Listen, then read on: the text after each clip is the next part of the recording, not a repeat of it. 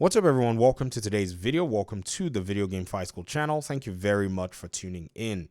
We have some intel or information anyways that we need to look at. Nothing, sneakish, just public information that we can deduct from. I think it's very important to take a look at these because when Gotham Knights was still in the making, this was how many of us were able to decipher that we were going to get a game that had, these live service aspects to it. So Heroic Assault was actually the fulfillment of that. The rest of the game was a single player side, but Heroic Assault seems to have that, aspect where there's a co-op multiplayer side of the game.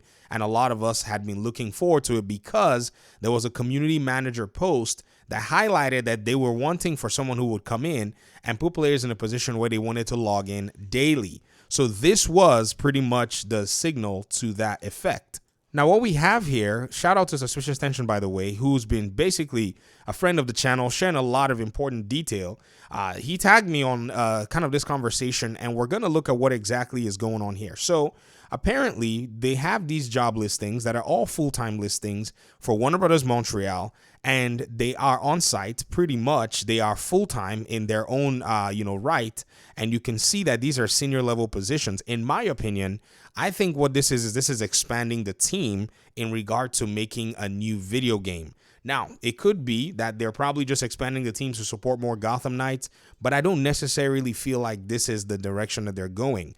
There's also talk that these, listings may lean towards possibly a console exclusive. We don't necessarily know that yet. I think the closest hypothesis that we have is that this is a Superman game. Now, we're going to look at these positions because I believe that from these positions, you're able to pretty much go ahead and kind of decipher, some of what it is that they're trying to do when it comes down to stuff like this.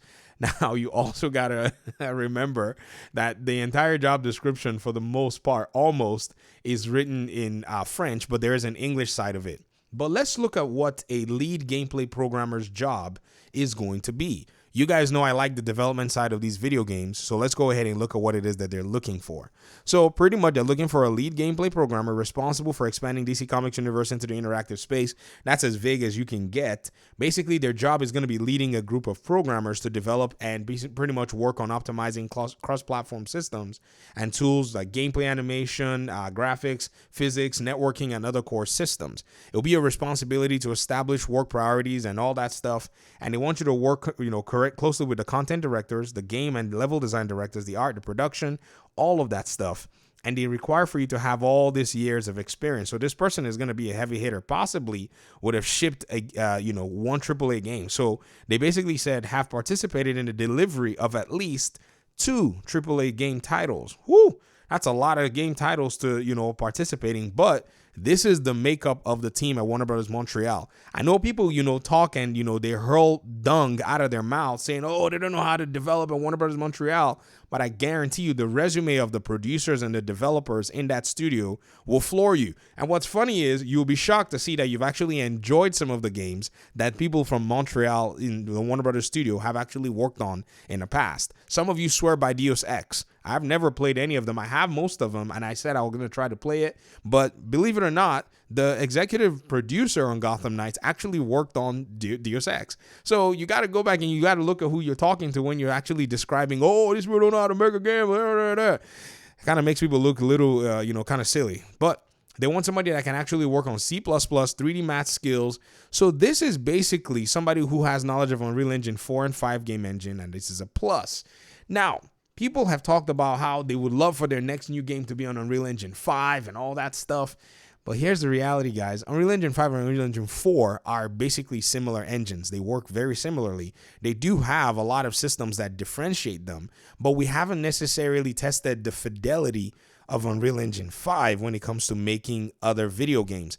I think there is, in my opinion, a handful of games right now that are available that are Unreal Engine 5 games. One of them is Fortnite, and then maybe the Fortnite game engine. And then there's another new video game that recently, is on the blocks that might be the first Unreal Engine game outside of what Epic has developed. So we haven't necessarily seen the full capabilities of these engines and so on and so forth. And so I would not be surprised if they actually decided they're going to go ahead and stick with Unreal Engine 4 to make their next game, or possibly explore an initial build of the game when they're iterating things. And what I mean by that is they'll start building the game maybe like in Unreal Engine 4, and then they'll make a conversion to Unreal Engine 5 to see how things are stable before they eventually commit to saying, okay, we're going to release our game on Unreal Engine 5. Because yes, you may say things like, well, Unreal Engine 4 is this and this and that, but you already know your mistakes from Unreal Engine 4 after shipping a game with it. And then that way you can correct for those same mistakes before going into a new engine and then having to have more complications in your life. So to me, I believe the older a studio works with an engine, the better that they can actually be in that engine. Now, that's just my belief, but we haven't necessarily seen too much of that to the effect of the fact, like if you think about Jedi Survivor, that game had its own issues too. But again, that's because of the ambition of the game. I think that's the case. I think they wanted to go big, the sequel, all of that stuff. And we don't really have a lot of the, streamlined technology right now because new technology is coming out as these games are being, produced with old technology in mind. So we're going to continue to see these discrepancies.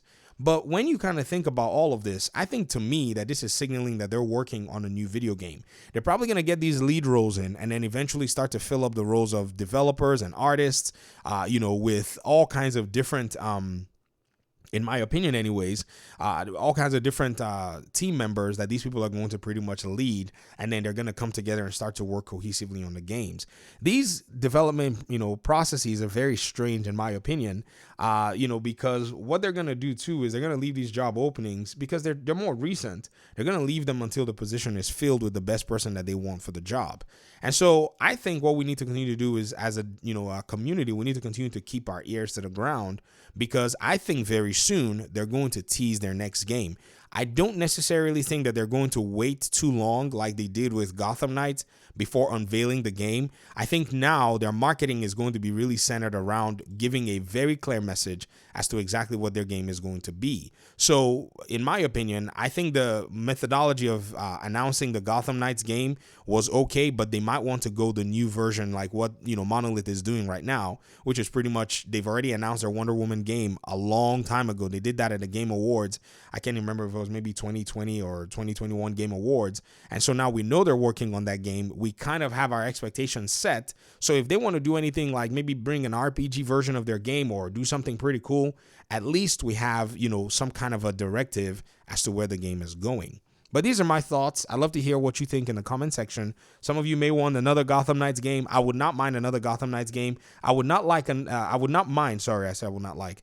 another Gotham Knights game. I'd like for them to do a second one. But I also will be open to games like the, Titans games or, doing stuff with the Justice League members, because they really seem to have a formula down with this multi-character presentation. So it won't be surprising to me to see something like that. Or maybe a Black Canary game. Take a DC character that's not really got too much of the spotlight and make a game around them. This is, in my opinion, going to be something where they can redefine, that entire subgenre without too many eyes on them as to what it is that they're doing, because it has not necessarily been done before.